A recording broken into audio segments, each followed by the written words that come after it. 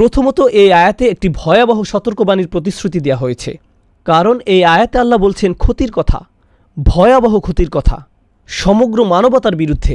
আল্লাহ তাআলা সমগ্র মানবজাতির উদ্দেশ্যে একত্রে ক্ষতির কথা বলেছেন, তারা ছাড়া যারা এই 4টি গুণাবলী নিয়ে আল্লাহর কাছে ফিরে আসে। এটাই তিনি এখানে বলছেন। এরপর তিনি বলছেন বিচারের দিনে মুক্তি পাওয়ার উপায় হলো এই 4টি বিষয়কে আঁকড়ে ধরা। এই 4টি কাজ ঠিকভাবে করলে বিচারের দিনে আপনি বেঁচে যাবেন, আর যদি না করেন আপনি সমস্যায় পড়বেন। ভাষার মাধুর্যতার কারণে এটা এত সুন্দরভাবে উপস্থাপিত হয়েছে, সুবহানাল্লাহ। এই জন্য আমি জুমার পরে একটা ঘোষণা দেওয়ার প্রয়োজনীয়তা অনুভব করছি, যাতে অনেকেই আসতে পারে এবং এই সূরার শিক্ষাগুলো পেতে পারে।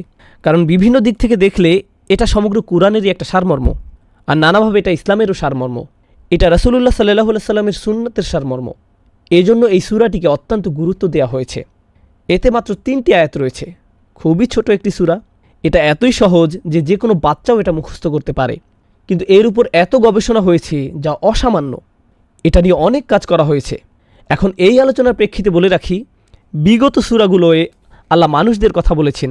যেমন ধরুন কয়েক সেশন আগে আমরা পড়েছি, ইয়া আইয়ুহাল ইনসান মা গাররাকা বিরব্বিকাল কারীম, হে মানবজাতি, কি তোমাদেরকে ভ্রষ্ট করেছে, কি সে তোমাদেরকে মহামহিম পালনকর্তা থেকে বিভ্রান্ত করল, এমন কি আছে যা তোমাকে উদাসীন করেছে।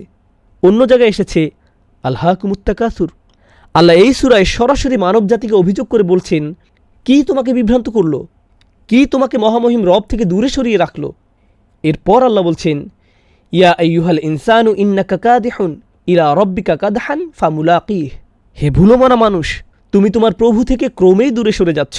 তুমি পছন্দ করো বা না করো, একদিন না একদিন অবশ্যই তোমাকে তার সামনে দাঁড়াতে হবে, এড়ানোর কোনো সুযোগ নেই। তুমি এ সম্পর্কে উদাসীন থাকলেও তোমাকে এর মুখোমুখি হতেই হবে। এরপর তিনি মানুষদের উদ্দেশ্যে বলছেন, খলাকনাল ইনসানা ফি কাবাদ, নিশ্চয়ই আমি মানুষকে শ্রমনির্ভর রূপে সৃষ্টি করেছি। মানুষের জীবন পুরোটাই কাজের মধ্য দিয়ে যায়।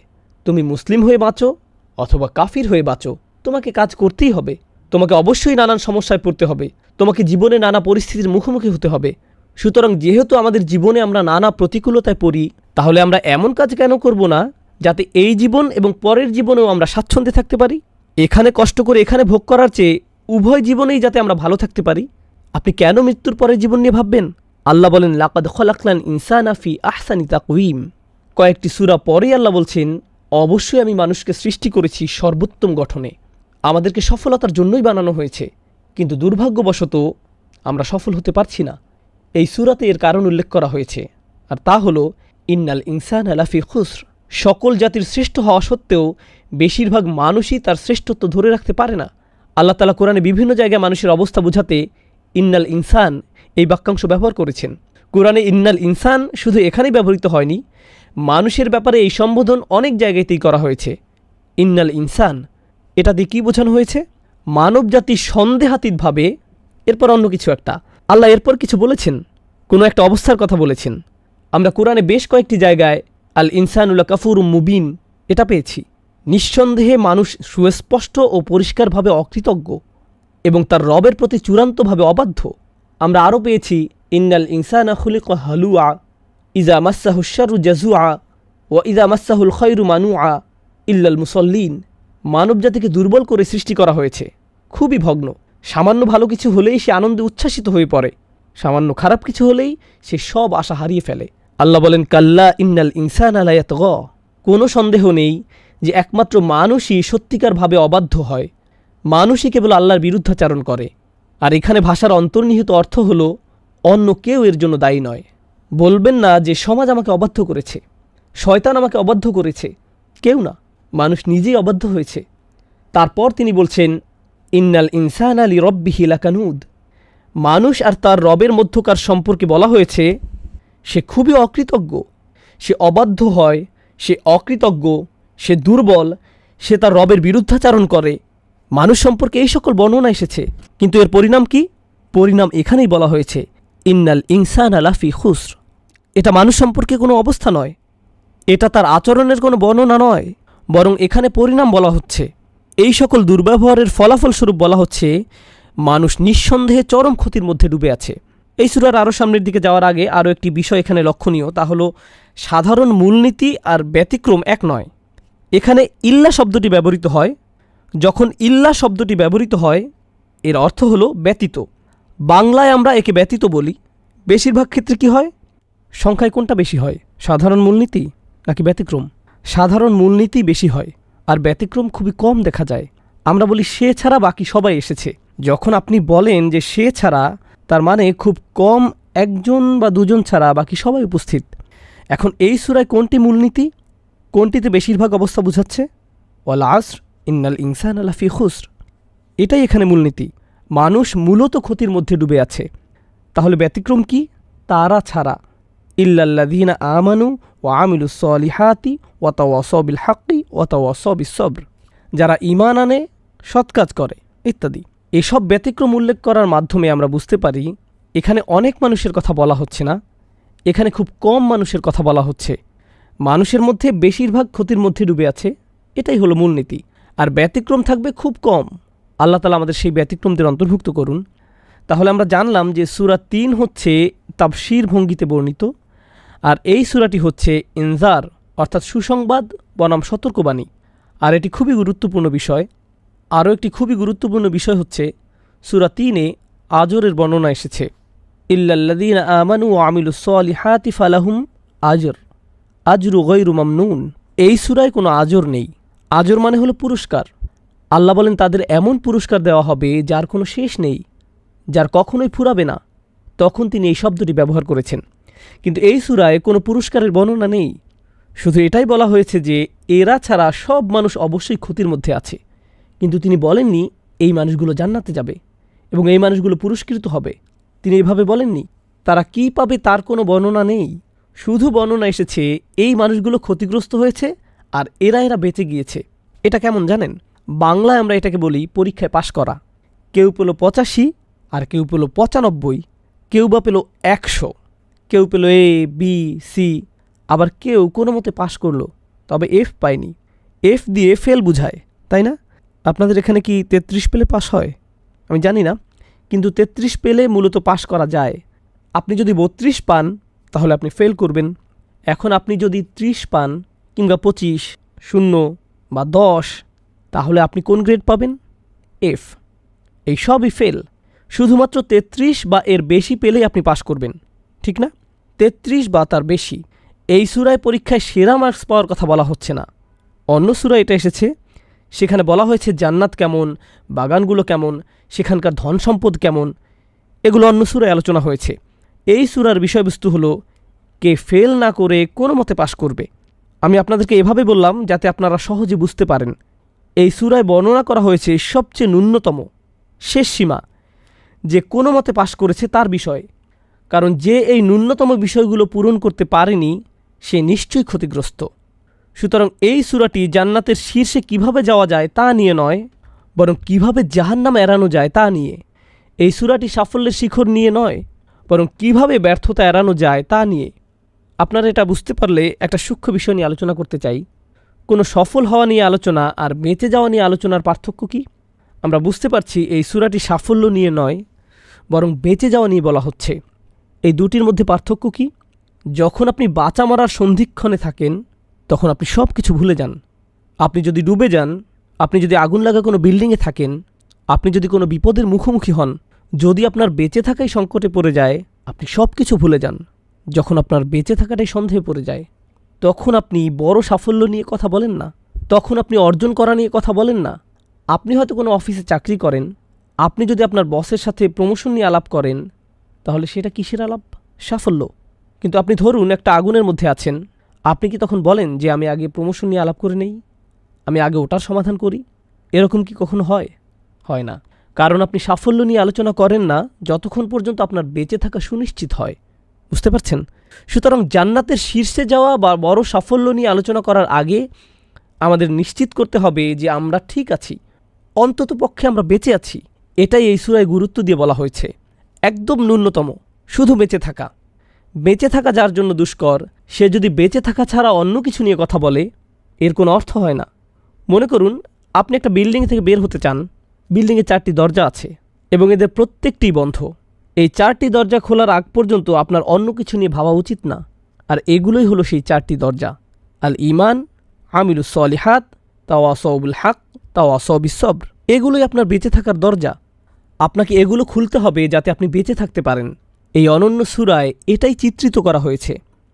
এই সূরাটি আরও একটি বিষয় প্রমাণ করে। আমি আপনাদের শুধু বলেছি যে এখানে 4টি শর্ত আছে। এই 4টি বিষয় থেকে আমরা এটাও বুঝতে পারি যে নিজের মতো করে ভালো থাকাই আপনার জন্য যথেষ্ট নয়।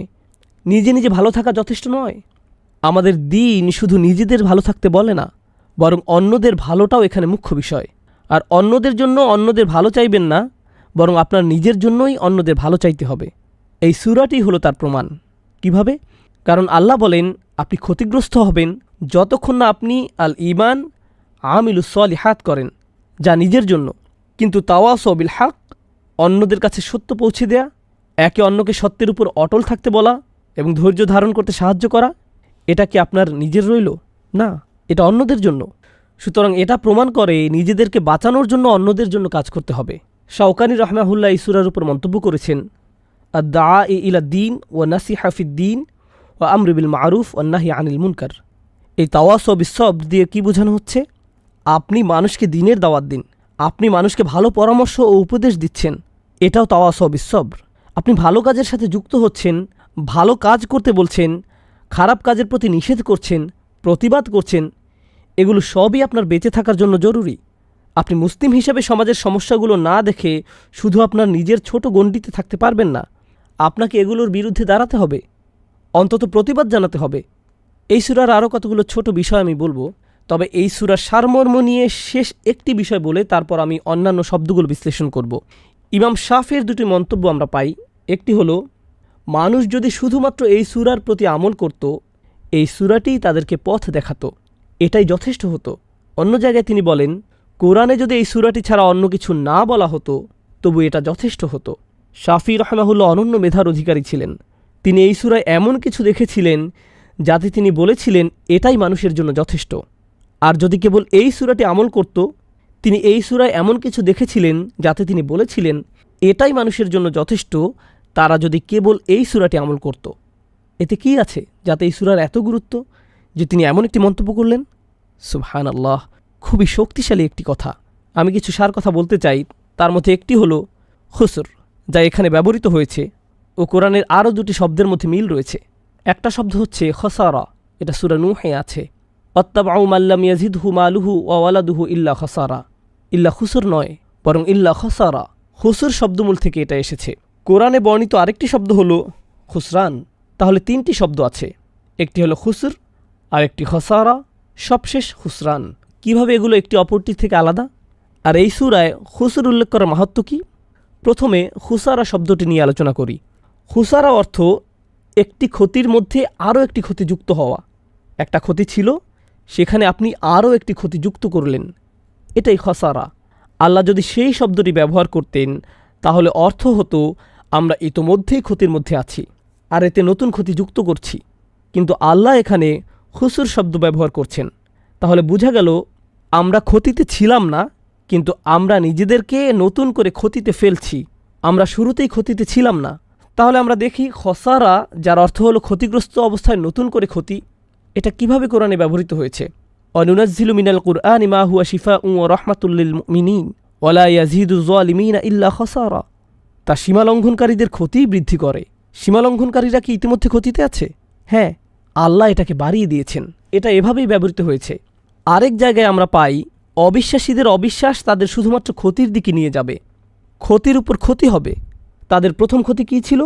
অবিশ্বাস করা। এরপর এই ক্ষতির উপর ক্ষতি হচ্ছে তারা বিশ্বাসীদের বিরুদ্ধে যা করে সেটা, এটাই ক্ষতির উপর ক্ষতি। তাদের অবিশ্বাসী তাদেরকে জাহান্নামে নেয়ার জন্য যথেষ্ট ছিল, কিন্তু যখন তারা বিশ্বাসীদের পরীক্ষায় ফেলল তখন তারা নিজেদের খাতকে আরও গভীর করে তুলল। সুতরাং খসারা শব্দটি এখানে উপযুক্ত। একইভাবে সূরা নূহে আমরা পাই ওয়াত্তাবাউ, এরপর মাল্লাম ইয়াজিদহু মালুহু ওয়া ওয়ালাদুহু ইল্লা খসারা। তারা এমন একজনের অনুসরণ করছে যার ধন সম্পদ ও সন্তান সন্ততি কেবল তার ক্ষতিই বাড়িয়ে দেয়। অন্যভাবে বললে তারা এমন লোকের অনুসরণ করছে যারা মূলত ছিল ক্ষতিগ্রস্ত, এরপর এদের অনুসরণ করার কারণে তারা আরও ক্ষতিগ্রস্ত হয়ে পড়ে। তাহলে এটা হলো খসারা ব্যবহার না করে খুসুর ব্যবহার করার একটি মাহাত্ম্য। কিন্তু এরপর আরেকটি শব্দ হলো খুসরান, খুবই শক্তিশালী একটি শব্দ। খুসরান শব্দটি হলো আধিক্যবাচক শব্দ। গুরুত্ববাচক শব্দ, এটাও কোরআনে ব্যবহৃত হয়েছে। খুসরান মানে হলো ভয়াবহ ক্ষতি, প্রচণ্ড ক্ষতি, অকল্পনীয় ক্ষতি। শব্দের শেষে আন থাকার কারণে এর অর্থে প্রচুর বুঝাবে।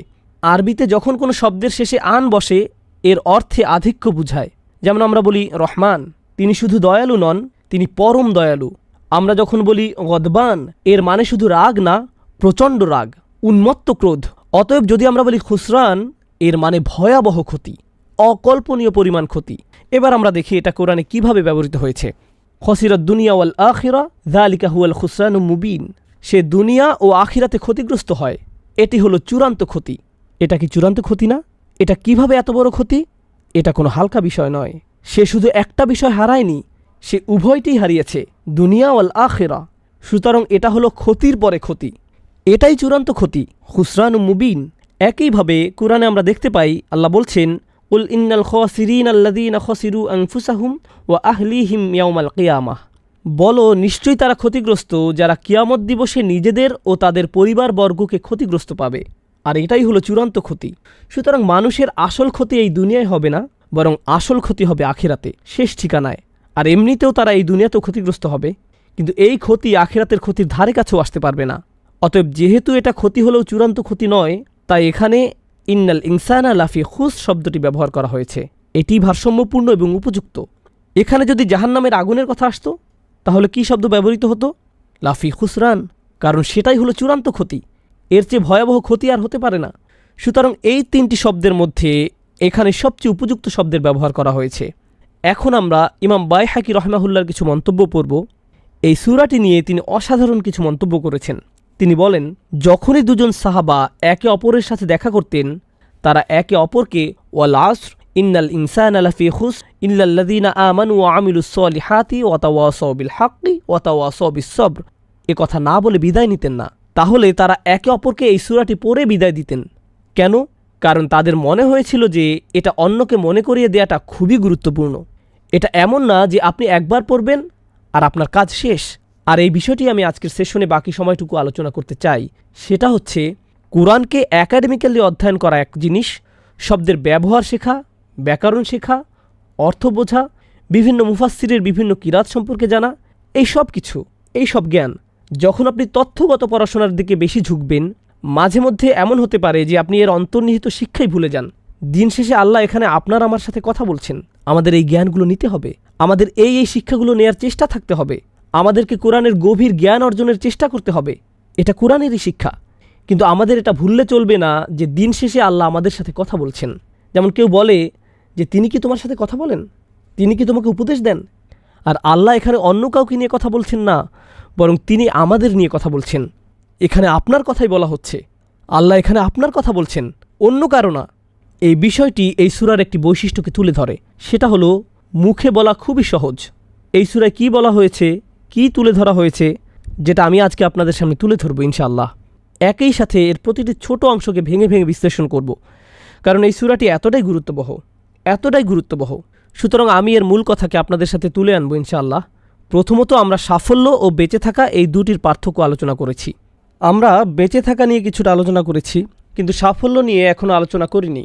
প্রত্যেকটি মানুষই জানে সফল হওয়া বলতে কী বোঝায়, প্রত্যেকেই জানে। এই জন্য তাকে মুসলিম হতে হবে না। প্রত্যেক মাতৃভাষার মানুষই এ সম্পর্কে অবগত। প্রত্যেক সংস্কৃতি, প্রত্যেক সমাজ, প্রত্যেক পুরুষ, নারী বা শিশু তাদের মতো করে সফল হতে চায়। আপনার বাচ্চার জন্য এটা হতে পারে পরীক্ষায় খুব ভালো নম্বর পাওয়া, আপনার জন্য হয়তো এটা প্রমোশন পাওয়া বা চাকরি পাওয়া, কিংবা বর্তমানের চাইতে বেশি টাকা আয় করা, কিংবা নতুন গাড়ি কেনা, বা পছন্দের কাউকে বিয়ে করা, অথবা নতুন বাড়ি কেনা। এটা যাই হোক না কেন, কোনো না কোনোভাবে আপনি এটাকে সফলতা হিসেবে ধরে নিয়েছেন। যার এগুলো আছে, এরকম কাউকে দেখলে কোনো ভাবনা ছাড়াই তাকে দেখে আপনি মনে মনে বলেন, লোকটি বেশ সফল, উনি সফল মানুষ, সে কিভাবে এমন হলো। অন্যভাবে বললে, এটা হয়তো আপনি মুখে বলেন না, কিন্তু মনে মনে এটাই চলতে থাকে। আমি আপনাদের নিজেদের জন্য একটা পরীক্ষার কথা বলবো। আপনি হয়তো আপনার এলাকায় হাঁটতে বেরিয়েছেন, একটি খুব সুন্দর বাড়ি দেখলেন। এটা দেখে কি আপনার চোখ কয়েক সেকেন্ডের জন্য স্থির হয়ে যায়? কয়েক সেকেন্ডের জন্য আপনি হয়তো ওখান দিয়ে চলে যাচ্ছিলেন, কিন্তু তখনই দাঁড়িয়ে গেলেন, ওয়াও, এটা খুব সুন্দর। কারণ আপনি তখন ভাবতে থাকেন, ওই লোকটি সফলতার এক ধাপ পাড়ি দিয়েছে। এটা কিন্তু আমাদের মনের ভিতরে চলে, যা আমাদের আকাঙ্ক্ষিত বস্তু, সেটা পেলেই আমরা সফলতা মনে করি।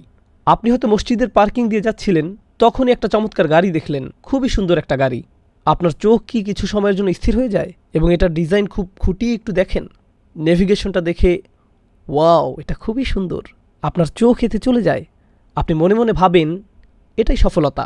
ধার্মিক হিসেবে আপনি হয়তো বলবেন, না, জান্নাত পাওয়াই হলো সফলতা। আমরা জানি দুনিয়া কোনো সফলতা না। এমন কিছু দেখে আপনি কি বলেন, আমি সেটা বলছি না। আমি বলছি এগুলো দেখে আপনি কি ভাবেন তা নিয়ে।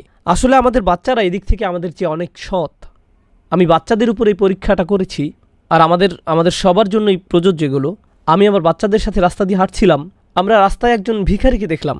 সে রাস্তার পাশে একটা বক্সের ভেতরে থাকে, আর তার পাশেই একটা বাড়ির দরজা আছে, আর সেই দরজায় একজন মানুষ দাঁড়ানো ছিল। ওই বাড়িতে থাকে, খুবই ধনী মানুষ। এদের কাকে আপনার সফল মনে হয়? বাচ্চারা কি বলেছিল জানেন? আসল উত্তর, যে লোকটি বাড়ির দরজায় দাঁড়ানো সে সফল, যে বক্সের মধ্যে থাকে সে ব্যর্থ, যে বিশ্ববিদ্যালয়ে পাশ করেছে সে সফল, যে পাশ করতে পারেনি সে ব্যর্থ, যে ইলেকশনে জিতেছে সে সফল, যে জিততে পারেনি সে ব্যর্থ। আমরা এভাবেই সফলতা ব্যর্থতার পরিমাপ করি। যে চাকরি পেয়েছে সে সফল, যে পায়নি সে ব্যর্থ, যে ব্যবসা এগিয়ে যাচ্ছে সে সফল, যে তেমন আগাতে পারছে না সে ব্যর্থ। এভাবেই আমরা সফলতা ব্যর্থতা পরিমাপ করি। এভাবে ভাবাটা খুবই স্বাভাবিক। কিন্তু আমরা এই সূরায় খুবই ভিন্ন কিছু জানতে পারছি। আমরা দেখতে পাচ্ছি এসবের কোনো কিছুই সফলতা কিংবা ব্যর্থতার মাপকাঠি নয়। অনেক ধন সম্পদের মালিক হওয়া, যা আপনি এখনও পাননি এমন কিছু পাওয়া, এগুলো পাওয়া আপনাকে সফল বানায় না, আর এগুলো না পাওয়াও আপনাকে ব্যর্থ বানায় না। এগুলোর সাথে সফলতা বা ব্যর্থতার কোনো সম্পর্ক নেই। আচ্ছা আসুন অতীত থেকে কিছু উদাহরণ দেই। আমি জানি না এখনও এগুলো আছে কি না। আমি একবার এক বন্ধুর বাসায় দেখেছিলাম, এগুলোকে বলা হতো সেলিব্রিটি ক্রিব। জানি না আপনারা দেখেছেন কি না। বিখ্যাত মানুষদের বাড়িতে এর আয়োজন করা হয়, তাদের বাড়ি দেখানো হতো, হয়তো সেটা কোটি টাকার বাড়ি। মুসা আলাহিসাল্লামের সময়ে প্রাচীন মিশরে এরকম সেলিব্রিটি ক্রিব কার ছিল? ফেরাউন। তার বাড়ি কয়েক মাইল দূর থেকেও দেখা যেত। সেটা এত সুন্দর ছিল যে এখনও সে স্থাপত্য শৈলী আমাদের নজর কাড়ে। এর ভিত্তি খুবই মজবুত, এটা ইতিহাসের স্মৃতিস্তম্ভ। এটা ছিল তার ক্রিব। কিন্তু এরপরেও সে কি সফল? সে হলো ব্যর্থতার সেরা উদাহরণ। কেউ যদি অনেক টাকা জমাতে পারে, আমরা বলি সে খুব উন্নতি করেছে, তার কোনো ঋণ নেই, সে সফল মানুষ। সে হয়তো অবসরের জন্য খুব ভালো পরিকল্পনা করেছে। কোরআনে কারণের কথা এসেছে, তার চাইতে বড় সম্পদশালী কি আর কেউ ছিল? তার মজুদের ঘরের চাবি রাখার জন্য আলাদা লোক ছিল। ধন সম্পদ এত বেশি ছিল যে ধন সম্পদ তো পরের কথা, সেটা মজুদের ঘরের চাবি রাখার জন্য কয়েকজন লোক থাকত, সেটার তালা খোলার জন্য। সুবহানাল্লাহ। আরেকটি ব্যর্থতার বড় উদাহরণ। অপরদিকে দেখুন, কেউ যদি তার দেশ থেকে বহিষ্কৃত হয়, আমরা তাকে ব্যর্থ বলে ধরে নেই। এটা খুবই লজ্জাজনক ও অপমানজনক, তাই না? রাসূলুল্লাহ সাল্লাল্লাহু আলাইহি সাল্লাম কি তার নিজ ভূমি মক্কা থেকে বিতাড়িত হয়েছিলেন? হ্যাঁ, হয়েছিলেন। হয়তো আপনার বাড়ির আশেপাশেই কোনো গাছের গুঁড়ি আছে, কারো যদি থাকার জায়গা না থাকে, আর সে যদি গাছের গুঁড়িতে থাকে, আপনি তাকে ব্যর্থ বলবেন। এটা খুবই দুঃখজনক। রাসূলুল্লাহ সাল্লাল্লাহু আলাইহি সাল্লাম গুহায় থাকতে বাধ্য হয়েছিলেন। কোনো প্লেট নেই, কোনো খাবার নেই, লতাপাতা খেয়ে। ইতিহাসের সেরা সফলতার উদাহরণ ছিল এটা। এখনকার সময় এরকম কাউকে দেখলে আপনি কখনোই সফলতা মনে করবেন না, এটা আপনার মাথায় আসবে না। কেউ যদি বাড়ি থেকে বহিষ্কৃত হয়, সে তখন রাস্তায় থাকে, এটা পরিষ্কার ব্যর্থতা। ইব্রাহিম আলাইহিসসালাম কি তার বাড়ি থেকে বিতাড়িত হয়েছিলেন? হ্যাঁ, হয়েছিলেন। এরপরেও মানব সভ্যতার ইতিহাসের সেরা সফলতার উদাহরণ এটা। আমরা এসব উদাহরণগুলো থেকে কি শিখছি? সেটা হলো, সফলতা ব্যর্থতা নিয়ে আমরা যেভাবে ভাবি, সেটা আল্লাহ যেভাবে আমাদেরকে ভাবাতে চান তার অনুরূপ নয়। এটা পুরোপুরি ভিন্ন। আর তারপর যখন আমরা আমাদের চিন্তাগুলোকে পুনরায় সাজাতে থাকি, আমরা দেখতে পাই আমাদের সমাজ খুবই সংকটে রয়েছে। আর এই সব কিছুই এই সূরার শিক্ষা। আজকের সমাজে, আজকের বিশ্বে কিছু বিষয়কে সফলতা হিসেবে ধরা হয়, আর আপনাকে একের পর এক বলা হয় এগুলোই হলো সফলতা। অন্যভাবে বললে, সফলতার ভুল সংজ্ঞা আপনার দিকে প্রতিনিয়ত তীরের মতো ছোড়া হচ্ছে। আপনি কিছুই করতে পারবেন না। আপনি হয়তো আপনার কম্পিউটার অন করেছেন, সেখানে আপনি দেখবেন অ্যাডে দেখাবে আপনার কোন ধরনের গাড়ি কেনা উচিত, আপনার কেমন হওয়া উচিত, আর আপনার সার্চ করা বিষয়গুলোর উপর দোকানগুলো নির্দিষ্ট পরিমাণ ছাড় দিবে। বিলবোর্ডে দেখবেন আপনার বাড়িটা কেমন হওয়া উচিত। যতভাবে অ্যাডভার্টাইজ করা যায় তার সবটাই আপনার উপর প্রয়োগ করা হচ্ছে। এমনকি আমাদের বাবা মা ও মুরব্বীদের মধ্যেও, আমাদের তরুণদের মধ্যেও আপনার কোন কলেজে যাওয়া উচিত, আপনার কেমন চাকরি করা উচিত, কোথায় আপনার বাড়ি কেনা উচিত, অনবরত আমাদের বলা হচ্ছে সফলতা এটা, সফলতা এটা, সফলতা এটা, একের পর এক প্রতিনিয়ত। আর জানেন তো, যখন আপনাকে কোনো কিছু বারংবার বলা হয়, যদিও সেটা ভুলও হয়ে থাকে, তখন কি ঘটে? আপনার মনে হতে থাকে সেটা ঠিক, সেটার প্রভাব আপনার উপর পড়ে। যদি আপনার আশেপাশের মানুষেরা বারংবার আপনাকে বলে আর বোঝায় যে এটাই হলো সফলতা, তখন বিষয় এমন হয় যে সবাই বলছে এটা সফলতা, তাহলে আমিই মনে হয় এটাকে সফলতা না ভেবে ভুল করছি। সেদিন একজন এসে বলল, নোমান ভাই, আপনি খুব সুন্দর করে বলেছেন, কিন্তু আজকাল এভাবে কেউ ভাবে না। হ্যাঁ, সেভাবেই বলল, কেউ এভাবে ভাবে না। সত্যি এমনটাই হয়ে থাকে। যেহেতু কেউ এভাবে ভাবে না, তাই আমরা ধরে নিয়েছি এটা চলবে না। এটা যদি সত্যি হতো তাহলে সবাই এভাবে ভাবত। কিন্তু আমরা এটাও জানতে পারছি সত্য কখনো মিষ্টি হয় না, সত্য হলো তিক্ত। আমি এখনও কোনো কাজের কথা বলিনি, আমি শুধু মনোভাব পরিবর্তনের কথা বলেছি। এই দুনিয়াবী জীবনের প্রতি আমাদের মনোভাবের কথা, শুধু এটা নিয়েই কথা বলেছি, মনোভাবের পরিবর্তন। এই দুনিয়ার সাথে সফলতার কোনো সম্পর্ক নেই। এখানে একটু বলে রাখি, সন্দেহ দূর করার জন্য, আমি বলছি না যে এই দুনিয়াটা খারাপ জায়গা, কারণ আল্লাহ বলছেন, খলাকালাকুম মা ফিল আরদি জামিআ, জমিনে যা কিছু আছে সব কিছু তিনি তোমাদের জন্য সৃষ্টি করেছেন, এই সবই আমাদের জন্য। তাহলে আমরা কিভাবে এই দুইয়ের মধ্যে সামঞ্জস্য করব? আমরা জেনেছি যে ধনী হওয়া কোনো খারাপ কিছু নয়, সুন্দর একটি গাড়ি থাকা খারাপ কিছু নয়, সুন্দর জামাকাপড় থাকা খারাপ নয়, কিন্তু আপনি যদি মনে করেন সেটা হলো সফলতা, তাহলে আপনি ভুল করছেন। দুনিয়ার নানা কিছু আপনার থাকলে কোনো সমস্যা নেই, দুনিয়াকে ভালোবাসা হলো সমস্যা। যার দুনিয়া আছে এমন কারো বিরুদ্ধে আল্লাহ তাআলা কিছু বলেননি, তিনি তাদের বিরুদ্ধে কথা বলেছেন যারা এই দুনিয়ার প্রতি প্রভাবিত হয়েছে। ওয়া আসার আল হায়াত দুনিয়া, সে দুনিয়ার জীবনকে প্রাধান্য দেয়। ক্ষতিগ্রস্ত না হয়েও আপনার অনেক ধন সম্পদ থাকতে পারে, আপনি সেটা পারবেন। আবার আপনি অনেক গরিব হয়েও দুনিয়ার প্রতি আসক্ত হতে পারেন, এতে আপনি ক্ষতিগ্রস্ত হবেন, ক্ষতির মধ্যে পড়বেন। বাহ্যিক কোনো কিছু নিয়ে আলোচনা করার আগে আমাদের প্রথম চিন্তা হলো আমাদের অন্তরের ভিতরে কি আছে। তাহলে এটাই হলো সফলতা বনাম বেঁচে থাকা। এতক্ষণ আমরা জানলাম যে আমরা কিভাবে সফলতা নিয়ে আমাদের ধারণাগুলো পুনরায় সাজিয়ে নিতে পারি। এখন আমরা পরের পয়েন্টে আসি। এই সূরা থেকে আমরা জানতে পারছি যে সব মানুষেরই বেঁচে থাকার প্রচণ্ড আকাঙ্ক্ষা রয়েছে। ওয়াল আসর ইন্নাল ইনসানা লাফি খুসর, নিশ্চয়ই মানবজাতি ক্ষতির মধ্যে ডুবে আছে, নিশ্চয়ই মানুষ ক্ষতিগ্রস্ত, ক্ষতির মধ্যে নিমজ্জিত হয়ে আছে। আমরা এই থেকে কি বুঝলাম? আমরা এই থেকে বুঝলাম এখানে কোনো ব্যতিক্রম নেই, আপনি আলাদা কিছু নন। আল্লাহ এখানে বলেননি ইন্নাল কাফির লাফি খুসর। কিছু কিছু মুফাসসির মন্তব্য করেছেন আল ইনসান বলতে এখানে কাফের বোঝানো হয়েছে, এখানে ক্ষতিগ্রস্ত হিসাবে কাফেরদেরও বোঝাতে পারে। কিন্তু আমরা সাহাবাদের বিভিন্ন বর্ণনায় পেয়েছি যে তারা সূরা আসরের প্রথমাংশ নিয়ে চিন্তিত ছিলেন। সূরা আসর প্রথমে নাজিল হয়েছিল ওয়াল আসর ইন্নাল ইনসানা লাফি খুসর, শুধু এইটুকু তারা শুনেছিলেন। তাদের কি হবে যতক্ষণ না শেষ অংশ নাজিল হয় এবং তারা আশ্বস্ত হন, ইল্লাল্লাযীনা আমানু ওয়া আমিলুস সলিহাতি ওয়া তাওয়াসাউ বিল হাক্কি ওয়া তাওয়াসাউ বিস সবর। সুতরাং এখানে ব্যতিক্রমটা তাৎপর্যপূর্ণ হয়ে ওঠে, কারণ এটা এখন আমাদের বেঁচে যাওয়ার জন্য খুবই গুরুত্বপূর্ণ, আমাদের বাঁচার জন্য এটাই উপায়। আমরা যদি এটা না বুঝতে পারি তাহলে সফলতা নিয়ে আলোচনা পুরোপুরি অর্থহীন, তাহলে সফল হওয়া সম্ভব নয়। এই সূরায় যে শর্তগুলো দেয়া হয়েছে তার আলোকে আমাদের চিন্তাগুলোকে পুনরায় শানিত করতে হবে। আজকের সেশনে সবশেষে আমি আপনাদের যে বিষয়টি বলতে চাই ইনশাআল্লাহ, তা হলো একটা ছবি। সামনের সেশনে আমরা এই ছবিটি আমাদের মধ্যে তৈরি করব এবং প্রতিটি শব্দের শিক্ষা ও সূক্ষ্ম বিশ্লেষণ শেষ করব ইনশাআল্লাহ।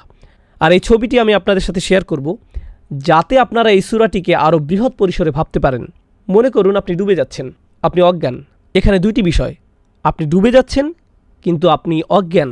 আপনার কি অনেক সময় আছে? না, আপনার বেশি সময় নেই, মানে হলো আপনার সময় ফুরিয়ে যাচ্ছে। আর এখানে আরবিতে সময় ফুরিয়ে যাচ্ছে বোঝাতে কোন শব্দটি ব্যবহৃত হয়েছে জানেন? সেই শব্দটি হলো আল আসর। শব্দগতভাবে আসর মানে হচ্ছে এমন সময় যা ফুরিয়ে যাচ্ছে, দিনের শেষাংশে। যখন দিন ফুরিয়ে যায় তখন আমরা আসর নামাজ পড়ি। আসর শব্দটি এসেছে আসির থেকে, এর মানে হলো জুস।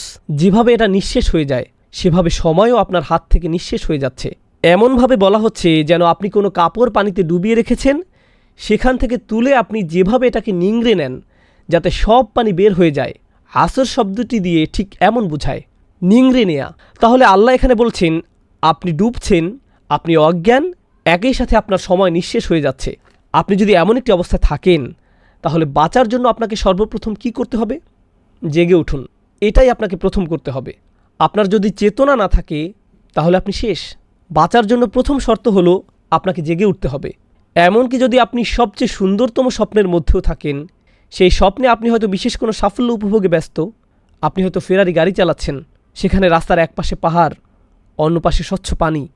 এরকম একটা গাড়িতে আপনি হয়তো প্রচণ্ড স্পিডে গাড়ি ছুটিয়ে নিয়ে যাচ্ছেন, এভাবেই জীবনটা উপভোগ করছেন। এই সবই আপনার স্বপ্ন। কিন্তু যখন আপনি জেগে উঠবেন, আপনি কি অনুভব করবেন? আপনি ডুবে যাচ্ছেন, আপনি পানির নিচে। এটা হলো প্রথম শর্ত, আপনাকে জেগে উঠতে হবে। আপনি যখন জেগে উঠবেন, আপনি হয়তো বলবেন, ভাই এ কি জঘন্য বাস্তবতা, আমি তো খুব সুন্দর স্বপ্নের মধ্যে ছিলাম, আমার আবারও ঘুমানো উচিত। আপনি যদি এটা করেন, আপনি তো পাগল, অথবা এমন কেউ যার বাস্তবতা মেনে নেওয়ার সৎ সাহস নেই। কারণ আপনি দেখছেন বাস্তবতা হলো খুবই কঠিন। আপনি জেগে ওঠার পরও সিদ্ধান্ত নিয়েছেন পুনরায় ঘুমাতে যাওয়ার। এরকম একজন মানুষ যদি ডুবে যায়, সে কি কাউকে দোষারোপ করতে পারবে যে ঘুম থেকে উঠে আবার ঘুমাতে যায়? কি মনে হয়? কেউ হয়তো কখনোই ঘুম থেকে উঠল না, কিন্তু যে একবার জেগে উঠে বলল, না এটা ভালো লাগছে না, তারপর আবার ঘুমাতে গেল, তারা নিজেদেরকে ছাড়া আর কাউকে দোষ দিতে পারবে না। তাহলে ধরুন তারা জেগে উঠল, এখন কি করতে হবে? আপনি যদি সাঁতার কাটতে নাও জানেন, আপনি কি আপনার শরীরের সর্বশক্তি দিয়ে তীরে ওঠার চেষ্টা করবেন না? আপনি কি সেটা করবেন না? আপনি পানির নিচে একভাবে হাত রেখে কিছুটা নিচে নামবেন, আবার অন্যভাবে হাত রেখে কিছুটা উপরে উঠবেন। আপনি যখন বুঝবেন এভাবে হাতরে আপনি পানির উপরে উঠতে পারছেন, আপনি শুধু সেভাবে চেষ্টা করবেন, তাই না? তাহলে প্রথমে আপনাকে জেগে উঠতে হবে, দ্বিতীয়ত আপনাকে সাঁতার কাটতে হবে। আপনাকে তীরে উঠতে হলে কিছু না কিছু করতেই হবে। আপনি হয়তো তীরে উঠলেন, এরপর বড় একটা দম নিলেন, হঠাৎ দেখলেন আপনাকে কেউ ধরে আবার পানির নিচে টানছে, পা ধরে টানছে। কে পা ধরে টানছে? আপনি না দেখলে বিশ্বাস করতেন না। আপনার এক আত্মীয়ের সাথে আপনার পায়ে একটা শিকল লাগানো আছে। আপনার এক কাজিন, সেও ঘুমাচ্ছে এবং আপনাকে টানছে। এখন আপনি আপনার ঘুমন্ত কাজিনের কারণে ডুবে যাচ্ছেন। এখন আপনি কি করবেন? আপনি নিশ্চয়ই তাকে জাগাবেন। আপনি কিন্তু তাকে বাঁচানোর জন্য ডাকছেন না। আপনি কাকে বাঁচানোর জন্য ডাকছেন? হতে পারে আপনি আসলে তাকে বাঁচাতে চান, আবার এও হতে পারে আপনি তাকে পছন্দ করেন না। আমি এটা জানি না, কিন্তু এখন আসল ব্যাপারটা কি? আসল ব্যাপারটা হলো আপনি তাকে জাগাতে চান। কারণ আপনি যদি তাকে জাগাতে না চান, তাহলে তার সাথে আপনিও ডুবে যাবেন। এজন্য আপনি তাকে জাগালেন। সে উঠে বলল, ভাই তুমি আমাকে জাগালে কেন? আমি তো স্বপ্নে ফেরারি চালাচ্ছিলাম, তুমি আমাকে কোনো কারণ ছাড়াই জাগালে কেন? আমি আবারও ঘুমাতে যাচ্ছি, তুমি যাও। আপনি কি তাকে বলবেন, আরে আমি তোমাকে এমনিতেই পছন্দ করি না, তোমার যা ইচ্ছা করো? না, সেটা আপনি করবেন না। সে যদি আবার ঘুমাতে যায়, আপনি কি করবেন? না ভাই ওঠো, ওঠো, আমাদের যেতে হবে। আপনি হাল ছাড়বেন না। আপনি এটা মানতে পারবেন না। যতক্ষণ না সে পুরোপুরি উঠে, ততক্ষণ আপনি তাকে উঠানোর জন্য চেষ্টা চালিয়ে যাবেন। সে উঠে বলল, আচ্ছা এখন কি করতে হবে? আপনি তাকে বললেন, চলো একসাথে সাঁতার কাটি। আপনারা একসাথে সাঁতার কাটছেন। এরপর দেখলেন এবার আপনাদের দাদি আপনাদের দুজনের পা টানছে। এরপর আপনার আন্টি, আপনার প্রতিবেশী, আপনার মেয়ে, আপনার ছেলে, এটা চলতেই থাকবে। এদেরকে বাঁচানোর জন্য 4টি ধাপ আছে। প্রথম হলো তাদের ঘুম ভাঙাতে হবে, তারপর তারা সাঁতার কাটবে, তারপর তারা অন্যদের বলবে তারাও শিকলে বাঁধা। আর এটাই সত্যি, ঘুম থেকে ওঠো। এমনকি তারা যদি ক্লান্ত হয়ে পড়ে, কেউ হয়তো বলবে, ভাই আমি আর এসব করতে পারছি না, আমরা এগুলো বারংবার করছি, আমি মনে হয় আর পারছি না। অন্যজন বলবে, না আমরা সবাই একসাথে বাঁচব, আমাদের এটা করতেই হবে, ওঠো, চলো চলো চলো, সাঁতরাতে থাকো, চলো। আপনারা এমন মুভি দেখেছেন না, যেখানে তারা কোনো আর্মি থেকে পালায়, তাদের মধ্যে একজন ক্লান্ত হয়ে বলে, আমি আর দৌড়াতে পারছি না। তখন অন্যরা কি বলে, ওঠো ওঠো, আমরা এটা পারবো, চলো। তারা কোনো না কোনোভাবে তাকে মানিয়ে নেয়। যদিও সে ভেবেছিল সে আর দৌড়াতে পারবে না, তারা একে অপরকে তাগিদ দেয়, কারণ তাদের বেঁচে যাওয়া একে অপরের উপর নির্ভরশীল। তারা প্রচণ্ডভাবে একে অপরকে তাগিদ দেয়। আল্লাহ এই সূরার শেষে কি বলছেন? প্রথমে বলছেন ওয়াল আসর, সময় শেষ হয়ে যাচ্ছে। তারপর তিনি বলছেন ইন্নাল ইনসানা লাফি খুসর, মানবজাতি ক্ষতির মধ্যে ডুবে আছে। এ দুটোর মিল বুঝতে পারছেন? মানুষ ক্ষতির মধ্যে ডুবে আছে। ব্যতিক্রম কি? ইল্লাল্লাযীনা আমানু, যারা বিশ্বাস করেছে। কি বিশ্বাস করেছে? আল্লাহ বলেননি আমানু বিল্লাহি ওয়া মালাইকাতিহি ওয়া কুতুবিহি ওয়া রুসুলিহি ওয়াল ইয়াউমিল আখিরি ওয়াল কদরি খাইরিহি ওয়া শাররিহি মিনাল্লাহি তাআলা ওয়াল বা'থি বা'দাল মাউত। এসব কিছুই না, তিনি এসবের কিছুই বলেননি। যদিও এই সবই এর অন্তর্ভুক্ত। এই সূরার প্রেক্ষাপট অনুযায়ী এই লোকদের সর্বপ্রথম কি বিশ্বাস করতে হবে? এটাই যে তারা ক্ষতির মধ্যে আছে, তারা ডুবে যাচ্ছে। আর তারা যদি এটা বিশ্বাস করে, তাদের ঈমানকে সংশোধন করে, তাহলে এরপর কি ঘটবে? তারা সাঁতার কাটবে, তারা উপরের দিকে উঠবে। আল্লাহ এই কাজটিকে কিভাবে বর্ণনা করেছেন? ওয়া আমিলুস সলিহাত, তারা ভালো কাজ করবে। তারা এমন কিছু করে যাতে এর সমাধান হয়। বলে রাখি, এখানে সলিহ শব্দটি বিশেষণ। সলিহাত যার শাব্দিক অর্থ হলো এমন কিছু যা কোনো কিছুর সংশোধন করে। কোনো কিছু ভুল ছিল, এটা সংশোধন করলো। অতএব তারা এমন কিছু করে যাতে পরিস্থিতি স্বাভাবিক হয়। যেন তারা সাঁতার কাটতে শুরু করলো, কিন্তু যেহেতু তারা অন্যদের সাথে যুক্ত, তাদের কি করতে হবে? ওয়াতাওয়াসাউ বিল হক, তাদের অন্যদেরকেও সত্যের ব্যাপারে বলতে হবে। তারা এই সত্য সম্পর্কে জানল। এটা কিন্তু খবরু আনিল হক নয়, তারা এই সত্য সম্পর্কে জানল না, না না না, তাদেরকে অন্যদেরকে জাগাতে হবে। ওঠো ওঠো, সামনে চলো, বারংবার বারংবার তাওয়াসাও, বারংবার তাওয়াসাও শব্দ দিয়ে বারংবার বোঝাচ্ছে। বারংবার তারা বলে এটাই সত্য, এটাই সত্য, এটাই সত্য। কেন এমন করে? আপনি যাদেরকে বাঁচাতে চাচ্ছেন, আপনি যদি তাদেরকে 20 বা 30 মিনিটের জন্যও জাগান বা খুতবার সময়ে, বলুন তো খুতবার শেষে কি হবে? তারা আবার ঘুমিয়ে পড়বে, তারা আবার ডুবতে থাকবে। তাহলে আপনাকে কি করতে হবে? আপনাকে আবার তার কাছে যেতে হবে এবং জাগাতে হবে। তারপর তারা আবার ঘুমিয়ে পড়বে, আপনাকে আবারও তাকে জাগাতে হবে। এটাই হলো তাওয়াসাউ বিল হক। আর এটা করতে গিয়ে আপনিও ক্লান্ত হয়ে পড়তে পারেন, আপনি ধৈর্য হারাতে পারেন। এই জন্য আল্লাহ এটাও যোগ করেছেন ওয়াতাওয়াসাউ বিস সবর, আপনাকে চালিয়ে যেতে হবে। সবর মানে হলো ধারাবাহিকতা, অধ্যাবসায়, অনবরত করা, ধৈর্য ধরা। আপনাকে লেগে থাকতে হবে, আপনাকে চালিয়ে যেতে হবে, কারণ আপনার বেঁচে থাকা এর উপর নির্ভর করছে। দিন শেষে আপনি যদি এর সবগুলোই করেন, কিন্তু আপনার যদি ধৈর্য না থাকে এবং আপনি হাল ছেড়ে দেন, তাহলে কিন্তু আপনিও ডুবে যাবেন। তাহলে যদি ঈমান থাকে, আপনার যদি ভালো কাজ থাকে, আপনি মানুষদেরকে সত্য সম্পর্কে জানান, কিন্তু আপনার সবর নেই, তারপরেও আপনি ডুবে যাবেন। বাঁচার জন্য কয়টি শর্ত আপনাকে পূরণ করতে হবে? 4টি শর্তের সবগুলোই, 4টির সবগুলোই আপনাকে পূরণ করতে হবে। এগুলো গুরুত্ববহ, এগুলো প্রয়োজনীয়, তাই এগুলোর মধ্যে ওয়াও যুক্ত রয়েছে। এগুলোর মধ্যকার যৌক্তিক মিলটা বুঝতে পারছেন? ঈমান, আমিলুস সলিহাত, ওয়াতাওয়াসাউ বিল হক, ওয়াতাওয়াসাউ বিস সবর। এই পর্যন্ত অসাধারণভাবে এই সূরার বর্ণনা করা হয়েছে। এটাই হলো সূরা আসরের সার কথা। আল্লাহ তাআলা আমাদের নিজেদের বাঁচার কথা বলছেন, সত্যিকারেই জাহান্নাম থেকে আমাদের নিজেদের বাঁচার উপায় বলছেন, ভয়াবহ ক্ষতি থেকে আমাদের বাঁচার উপায়, এই দুনিয়াতে এবং পরবর্তী আখিরাতে। কিন্তু জেনে রাখুন, এই সূরাটি হলো এই দুনিয়া নিয়ে, মূলত এটি হলো এই দুনিয়া সম্পর্কে। আমরা এটা কিভাবে জানলাম? আল্লাহ তাআলা ওয়াল আসর শব্দটি ব্যবহার করেছেন। সময় ফুরিয়ে যাচ্ছে। কোথায় সময় শেষ হয়ে যায়? দুনিয়াতে নাকি আখিরাতে? এই দুনিয়াতে সময় শেষ হয়ে যায়, পরকালে কখনো সময় শেষ হবে না। ফি জান্নাতিন আও ফিন্নারি আবাদা, হয় আপনি বাগানে প্রবেশ করবেন, না হয় আপনি অনন্তকালের জন্য আগুনে প্রবেশ করবেন। আল্লাহুম্মা লা তাজআলনা মিন আসহাবিন নার, আল্লাহ আমাদেরকে আগুনের অধিবাসী না করুন। শেষ কথা বলবো ইনশাআল্লাহ, এরপর আমি শেষ করব বিইজনিল্লাহ। এই সূরাটিতে আমি অনেক গুরুত্ব ও সময় দিয়েছি, কারণ আমি মনে করেছি এই শিক্ষাটি এতই শক্তিশালী এবং একই সাথে সংকটপূর্ণ যে আমাদের সবার পরিবারে এর উপলব্ধি আসা প্রয়োজন। আল্লাহি, এটা খুবই দুঃখজনক ঘটনা যে আমরা সবাই এই সূরাটি জানি, আবার উল্টো দিকে দেখুন, আপনার হয়তো মুভি দেখতে দেরি হয়ে যাচ্ছে, আর যদি তখন নামাজের সময় হয় বা আপনি হয়তো বাস্কেটবল খেলতে যাবেন, আপনি তাড়াতাড়ি নামাজটা শেষ করতে চান, আপনি তখন কি করেন? আপনি পড়েন ওয়াল আসর ইন্নাল ইনসানা লাফি খুসর, পুরোপুরি মুদ্রার উল্টো পিঠ, তাই না? ওয়াল আসর ইন্নাল ইনসানা, এটা পড়েন কারণ এটা খুব ছোট একটা সূরা, তাড়াতাড়ি পড়ে আপনি উঠে চলে যান, তাই না? আমাদের অনেকের বাসায় অনেক বড় করে বাধাই করা আছে ওয়াল আসর ইন্নাল ইনসানা লাফি খুসর, বড় টিভি স্ক্রিন বা ভিডিও গেম কনসোলের পাশেই টানানো। আমরা ঘন্টার পর ঘন্টা খেলি, আর পাশেই আমাদের মুখের সামনে লেখা নিশ্চয়ই মানুষ ক্ষতির মধ্যে আছে। আর সবচেয়ে বড় ক্ষতি কি? সময়। আর আমাদের সব সময়গুলো এসবে শেষ হয়ে যাচ্ছে। আমাদেরকে এই সূরাটি ভালোভাবে বুঝতে হবে, কারণ এটি সমগ্র কোরআনের সার কথা। আমি এখন এর সারাংশ আলোচনা করে আমার কথা শেষ করব। পুরো কোরআনের সার কথা হিসেবে এই সূরাটি যেভাবে এসেছে সেটা অনন্য।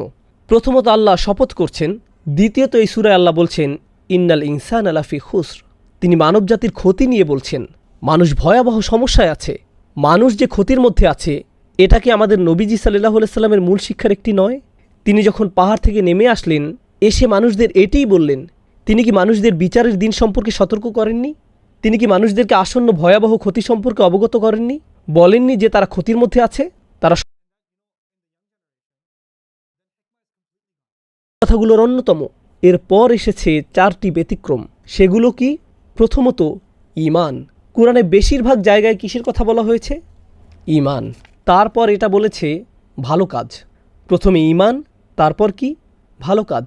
তারপর নবী সাল্লাল্লাহু আলাইহি সাল্লামের জীবন ও সংগ্রাম, যা হলো ওয়াতাওয়াসাউ বিল হক ওয়াতাওয়াসাউ বিস সবর। সুতরাং রাসূলুল্লাহ সাল্লাল্লাহু আলাইহি সাল্লামের পুরো কার্যক্রম এই 4টি শব্দের মধ্যে দিয়ে উঠে এসেছে। কোরআনের যে কোনো জায়গায়, সিরাতের যে কোনো জায়গায়, সুন্নাতের যে কোনো জায়গায় আপনি এই 4টির কোনো না কোনোটি পাবেন। হয়তো আপনি ঈমান পাবেন, নয়তো আমলে সলেহ পাবেন, অথবা আপনি পাবেন তাওয়াসাউ বিল হক, নয়তো তাওয়াসাউ বিস সবর। আপনি কোরআনের বা সুন্নাতের সব জায়গায় এগুলোর কোনো না কোনোটি পাবেন। এগুলো হলো পুরো দ্বীনের সার কথা, যা খুবই অল্প কিছু শব্দের মধ্যে অলৌকিকভাবে উঠে এসেছে। আল্লাহ আমাদের সবাইকে পরিপূর্ণভাবে সূরা আসর এবং পুরো কোরআন বোঝার ও আত্মস্থ করার তৌফিক দিন। আল্লাহ তাআলা এর শক্তিশালী শিক্ষাগুলো আমাদের অন্তরে দৃঢ়ভাবে গেঁথে দিন এবং তা যেন আমরা অন্যদের মাঝে ছড়িয়ে দিতে পারি, বিশেষ করে পরিবার ও বন্ধুদের মাঝে, যাতে এটা তাদের অন্তরে ঢুকে যায়। বারাকাল্লাহু লি ওয়া লাকুম ফিল কুরআনিল হাকিম ওয়া নাফা'নি ওয়া ইয়্যাকুম বিল আয়াতি ওয়া যিকরিল হাকিম। আসসালামু আলাইকুম ওয়া রাহমাতুল্লাহি ওয়া বারাকাতুহু।